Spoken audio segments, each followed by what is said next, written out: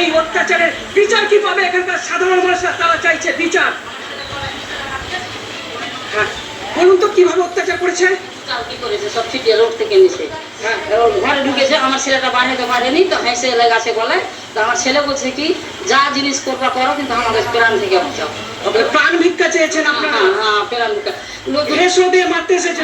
হ্যাঁ, তোমার এই ঘরেতে তোমার খাট বিছনা দেখো, শোকেস আলমারি, এত বড় স্ট্যান্ডার্ড ছিল, হ্যাঁ কিছুই নেই, হাড়ি চুলা কিছুই নেই। কি দিয়ে যেটা রান্না করে খাবে সেটাও নেই, চাল ডাল। কিভাবে ঘরের মধ্যে আগুন দিয়ে পুড়িয়ে দেওয়া হয়েছে সমস্ত কিছু।